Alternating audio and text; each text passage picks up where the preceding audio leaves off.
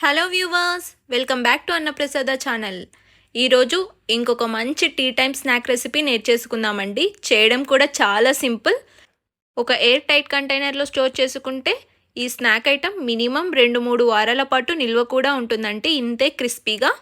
ముందుగా మందంగా ఉన్న కడాయిని తీసుకొని ఇలా 2-3 టేబుల్ స్పూన్ల వేరుశనగ నూనెను యాడ్ చేసి నేను చూపిస్తున్న ఇంగ్రీడియంట్స్ అన్నిటినీ ఒక్కొక్కటిగా యాడ్ చేసి ఫ్రై చేసుకొని ఒక ప్లేట్లో కానీ బౌల్లో కానీ ఇలా సపరేట్ చేసుకోవాలి.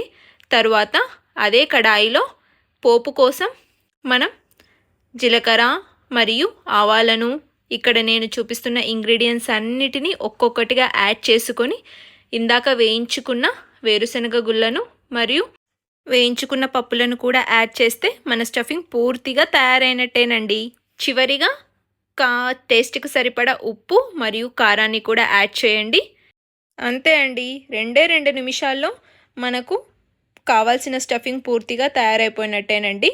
ఇప్పుడు మీకు స్టఫింగ్కి సరిపడా పొరుగులను కూడా ఇలా యాడ్ చేసి పూర్తిగా మిక్స్ చేసుకుంటే ఎంతో టేస్టీగా, క్విక్గా మరియు క్రిస్పీగా మన స్నాక్ ఐటమ్ ఎంత త్వరగా రెడీ అయిపోయిందో చూసారా? టేస్ట్ మాత్రం చాలా రుచిగా ఉంటుందండి. ట్రై చేయండి, మీకు కూడా తెలుస్తుంది. అవును, మీరు చెప్పింది నిజమేనండి అని తప్పకుండా నాకు కమెంట్ చేస్తారు.